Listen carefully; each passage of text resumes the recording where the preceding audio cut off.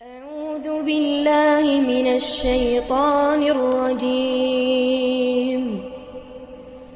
بسم الله الرحمن الرحيم.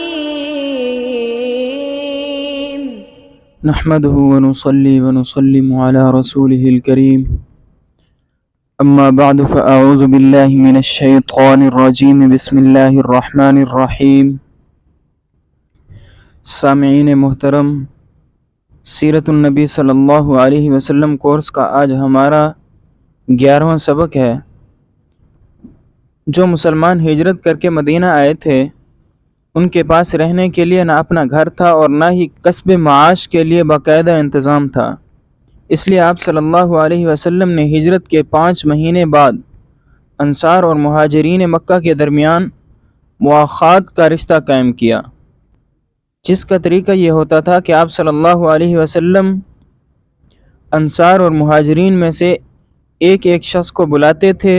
اور ان دونوں سے یہ کہتے تھے کہ تم دونوں ایک دوسرے کے بھائی ہو۔ چنانچہ اس مواخات کا اتنا اثر ہوا کہ دونوں ایک دوسرے کے ساتھ حقیقی بھائی کی طرح رہنے لگے، اور انصار نے اپنی پوری جائیداد کو 2 حصوں میں تقسیم کر کے ایک حصہ اپنے مہاجر بھائی کو دے دیا۔ مدینہ میں اکثر و بیشتر آبادی انصار کے قبیلے اوس اور خزرج کی تھی، مگر ایک طویل عرصہ سے یہاں یہود بھی کافی تعداد میں آباد تھے۔ یہود کے 3 قبیلے بنو نذیر، بنو قینقاع اور بنو قریظہ بہت ہی مشہور تھے۔ یہود آپ صلی اللہ علیہ وسلم کو برحق تو سمجھتے تھے، لیکن پھر بھی آپ صلی اللہ علیہ وسلم سے دشمنی کرتے تھے اور انصار کے دونوں قبیلوں میں ہر وقت لڑائی ڈالنے کا سوچتے رہتے تھے۔ اسی کے پیش نظر آپ صلی اللہ علیہ وسلم نے یہودیوں سے تقریباً 14 نکات پر ایک معاہدہ کیا، جن میں یہ معاہدہ بھی داخل تھا کہ مسلمان اور یہودی ایک دوسرے پر حملہ نہیں کریں گے، نیز اگر مدینہ میں سے باہر کا کوئی بھی شخص ان میں سے کسی بھی فریق پر حملہ کرے گا تو وہ حملہ آور کا ساتھ نہیں دے گا بلکہ اپنے فریق کی مدد کرے گا۔ لیکن یہود کے کسی بھی قبیلے نے اس معاہدے کو نہیں نبھایا، اس لیے آپ صلی اللہ علیہ وسلم نے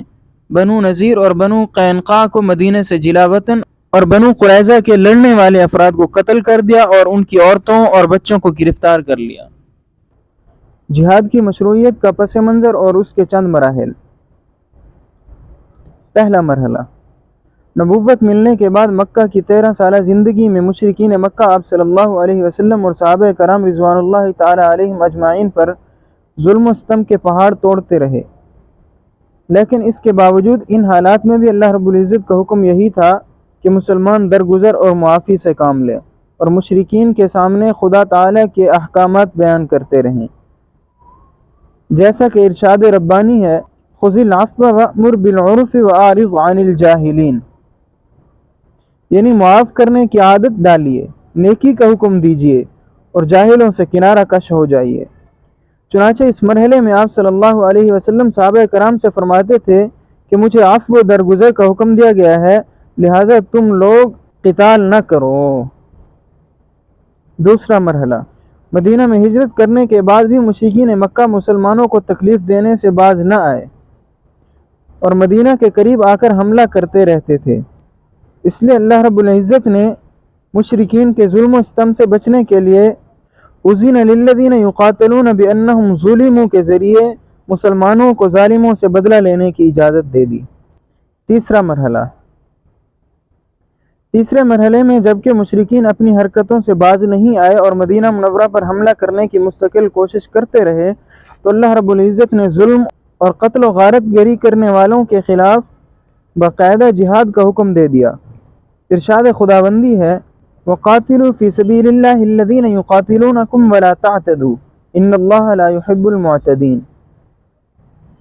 یعنی اللہ کے راستے میں ان لوگوں سے قتال کرو جو تم سے قتال کرتے ہیں اور حد سے تجاوز نہ کرو، بے شک اللہ رب العزت حد سے تجاوز کرنے والوں کو پسند نہیں کرتے۔ چوتھا مرحلہ، اس کے بعد جب اسلام کا بول بالا ہوا اور اسلام کی کرنوں سے مدینہ منورہ اور دیگر شہر منور ہو گئے تو ہجرت کے 9ویں سال چوتھے مرحلے میں اللہ رب العزت نے مسلمانوں کو حکم دیا کہ مسلمانوں کی ایک جماعت مستقل اس کام میں لگی رہے کہ وہ پوری دنیا میں اللہ رب العزت کے احکام کو نافذ کرنے اور کفر و شرک کے غلبہ کو روکنے کی کوشش کریں۔ وہ مشرکین کو اولاً اپنے شہر میں اسلامی اور خدائی احکام نافذ کرنے کی دعوت دیں۔ اگر وہ اسلام قبول کر لیں تو ان کو چھوڑ دیں، اور اگر وہ اسلام پر کفر اور شرک کو ترجیح دیں تو ان کو جزیہ ادا کرنے کے لیے کہیں، یعنی ان کے مال میں مسلمانوں اور اسلامی حکومت کے واسطے ایک معمولی سی رقم طے کر دی جائے، جس رقم کے بدلے مسلمان ان کی جان، مال، عزت اور آبرو کی حفاظت کریں گے۔ اگر وہ لوگ جزیہ دینے پر بھی راضی نہ ہوں تو ان سے اس بات پر معاہدہ کریں کہ وہ مسلمانوں کے خلاف کوئی سازش نہیں کریں گے۔ اگر وہ اس معاہدے پر تیار ہو جاتے ہیں تو ان سے لڑائی نہ کریں، لیکن اگر وہ اس معاہدے پر بھی تیار نہیں ہوتے تو پھر ان سے جہاد کریں تاکہ ان کی جانب سے اسلام اور مسلمانوں کو کوئی خطرہ نہ رہے۔ جہاد کا مقصد غیر مسلموں کو قتل کرنا نہیں ہے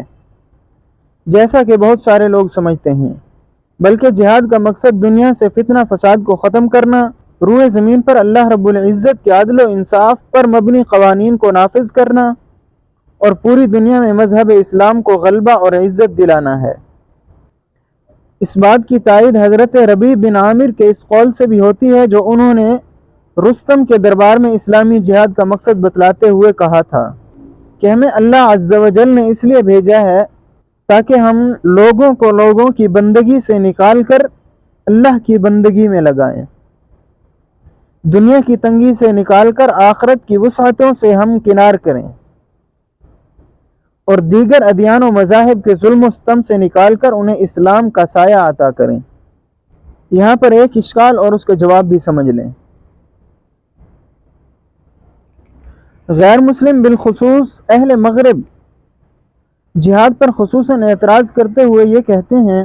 کہ جہاد کا یہ قانون دہشت گردی اور تشدد پر مبنی قانون ہے، کیونکہ جہاد کا مقصد غیر مسلموں کو قتل کرنا اور لوگوں کو اسلام قبول کرنے پر مجبور کرنا ہے، جو انصاف اور عقلی اعتبار سے درست نہیں ہے۔ اس اعتراض کا جواب یہ ہے